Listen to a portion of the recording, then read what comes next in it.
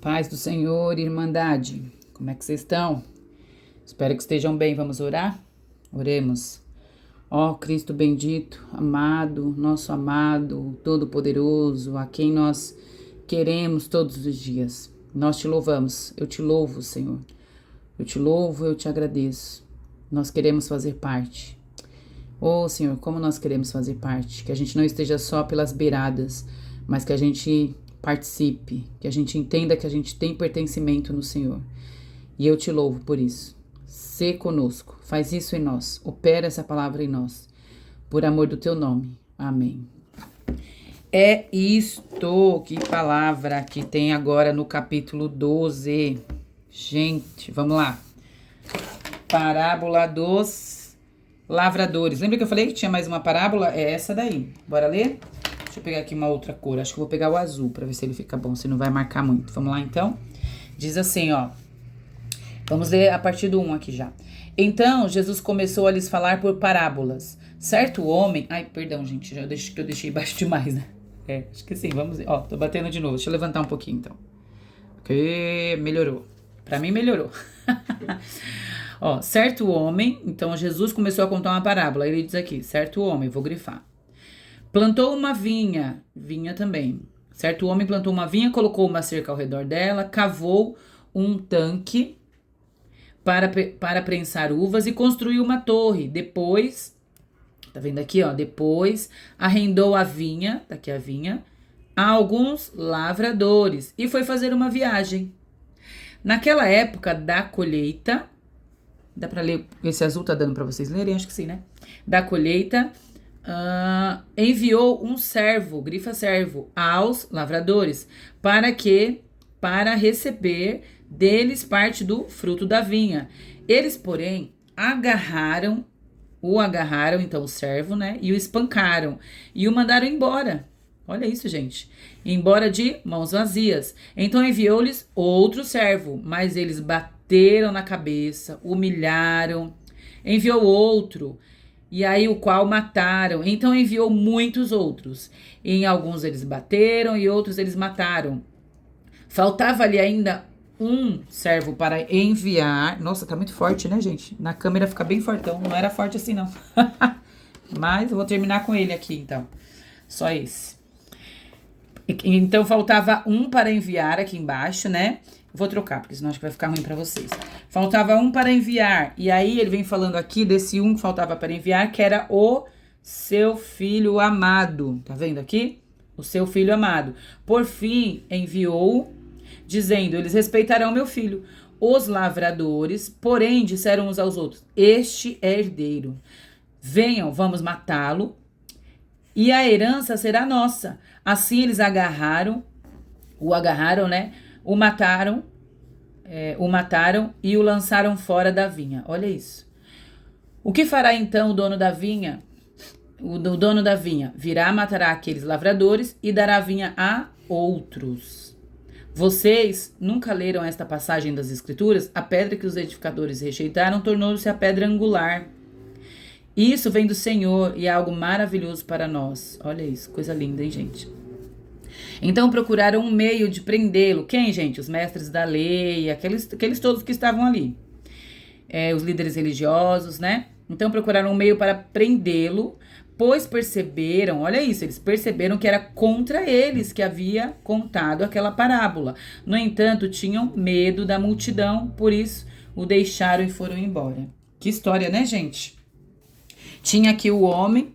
Nossa, eu tô indignada, ficou fortão, ó, na câmera. Não sei se vai sair assim depois que enviar. Tinha o homem, né? E o homem plantou a vinha. Este homem aqui, já dá pra gente entender na história que ele era Deus, né? A vinha é o povo de Israel. E aí ele deixou a vinha com os lavradores, que eram quem? Os mestres da lei. Imagina eles ouvindo isso e se entendendo nessa história. E Deus mandou o servo e os servos, vários servos, que eram quem? Os profetas. Deus mandou os seus servos, os profetas, para tratar desta vinha, né? Que era o povo de Israel. E eles mataram, eles acabaram fazendo muito mal ali, amarraram, torturaram, todos eles. Mas faltava enviar um, que era quem, gente? Ninguém mais, ninguém menos que o filho amado. Fez sentido? O filho amado do dono da vinha. O dono da vinha era Deus, seu filho amado era o Cristo. E aí os religiosos, aqui no 7, ó, os lavradores, que eram quem? Os religiosos, né? Os líderes. Porém disseram uns aos outros, este é o herdeiro, vamos matá-lo, e a herança será nossa. Assim, agarraram, mataram e lançaram fora da vinha. Se a vinha era o povo de Israel, era Israel, né? Eles mataram e lançaram fora. É só a gente parar para pensar, gente, isso daqui, Jesus estava anunciando, era uma profecia sobre a sua morte. Olha que coisa impressionante. Por quê? Lançar fora da vinha, ele estava falando da crucificação dele, porque ele foi crucificado nos portões, fora dos portões ali de Jerusalém, fora da vinha, fora de Jerusalém, fora do povo. Gente, que coisa, fora daquele povo, né? Não no meio deles ali. E aí o dono da vinha, que é Deus, né? Ele virá, e aí tá aqui, ó, ele dará a vinha a outros, que somos nós entramos aqui, os gentios. Não mais o povo de Israel, que a gente sabe que só aqueles que creem em Jesus, não é o fato de ser povo de Israel, né? Mas o fato de crer em Jesus, crer que ele é suficiente salvador é que traz essa salvação, né?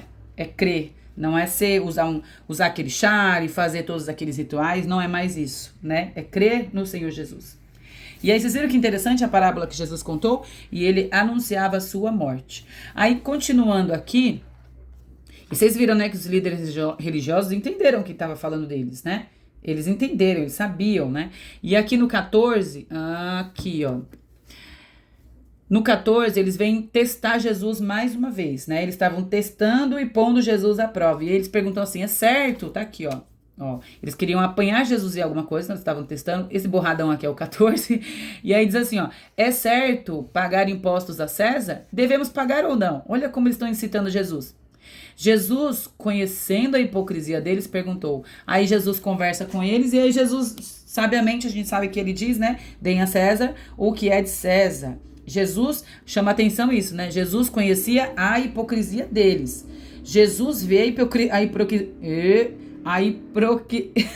hipocrisia em nós. Quase não sai, né, gente? Nós podemos fingir, né? Fingir cristianismo, fingir ser bonzinhos, nós podemos fingir. Mas para Jesus a gente não finge, não. Ele sabe que nós estamos fazendo um teatrinho quando a gente tá mentindo, né? E aí Jesus fala isso, deem a ele, César, o que é dele mesmo, né? E a Deus o que é de Deus. Vamos ler o 18, que aí no 18 aqui em cima, ó, já...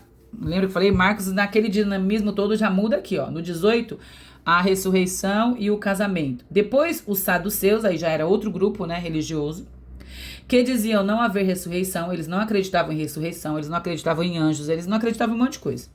Aproximaram-se dele com a seguinte questão: Mestre, Moisés não deixou escrito que morreu, se o homem morrer, casa com o irmão, se a mulher... E é aquela história de que se o marido morresse, a mulher casava com o irmão e casava com outro descendente e assim ia, né?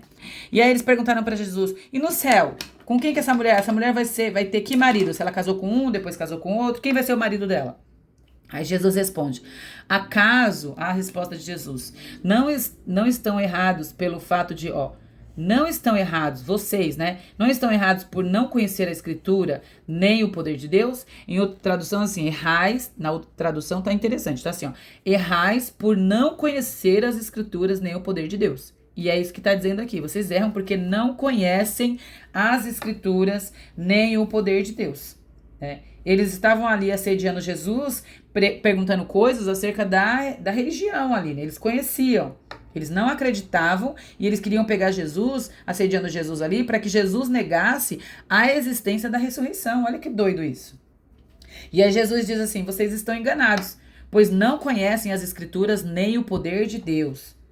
Isso fala bastante com a gente nos dias de hoje, né? Porque a gente vê que tem igrejas, eu não estou criticando igreja, não estou criticando, não tem placa de igreja, não estou falando de ninguém, é de modo geral, né?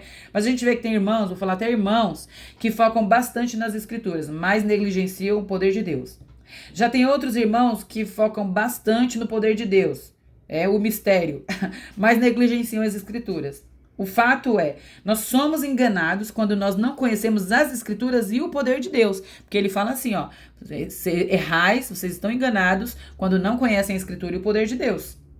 Então nós estamos, se a gente negligenciar um ou outro, a gente está enganado, isso é fato. Então tem gente que só fala no monte, na revelação, mas não tem nada de Bíblia na cabeça. Já tem gente que eu conheço que só fala de Bíblia o tempo todo, mas não dá valor às experiências relativas ao poder de Deus. E nós precisamos das duas coisas. E aí Jesus, no 27, ele ainda termina dizendo assim, ó. Olha só, vamos ler aqui o 27. Cadê? Aqui, ó, 26. 27. Eu vou ler aqui do 26. Quanto à ressurreição dos mortos, vocês não leram no livro de Moisés, no relato da sarça, como Deus lhes disse, eu sou o Deus de Abraão, o Deus de Isaac, o Deus de Jacó? Ele não é Deus de mortos. Olha que coisa linda. Ele não é Deus de mortos, mas Deus de vivos. Vocês estão muito enganados. Eles conheciam a lei, mas não conheciam o Deus que fez esta lei. E ele disse, ele não é Deus de mortos, mas Deus de vivos. Aleluia. Gente, imagina a gente lendo isso agora, a gente que entendeu que Moisés e Elias estavam ali conversando com Jesus lá no Monte da Transfiguração.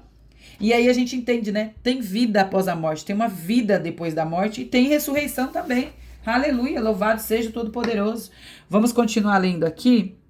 Pode ser dessa parte aqui mesmo, ó. O maior mandamento, porque aqui os mestres da lei, eles chegaram para pôr Jesus à prova de novo, já, ó. Um dos mestres da lei aproximou-se, então, um dos mestres, um cara top de conhecimento da lei de Deus, aproximou-se e os ouviu discutindo. Então ele estava escutando toda essa conversa aqui, né? Aí ele, percebendo que Jesus deu uma boa resposta, perguntou, qual é o mandamento maior de todos? Aí Jesus responde, o mandamento maior é este, ouça Israel. Ó, eles eram Israel, né? Ouçam Israel, o Senhor, o nosso Deus, é o único Senhor. Ame o Senhor, o seu Deus, com todo o seu coração, com toda a sua alma, com todo o seu entendimento, com todas as suas forças. O segundo é este, ame ao seu próximo como a você mesmo. Não existe mandamento maior que esse. Muito bom, mestre. Ó, disse para ele, né, aquele que perguntou, ó, muito bem, mestre, disse o mestre da lei. Tá vendo? Ele depois que Jesus respondeu, ele disse, muito bem, está certo ao dizeres, ó, ele tá dizendo aqui, elogiando Jesus pela resposta de Jesus.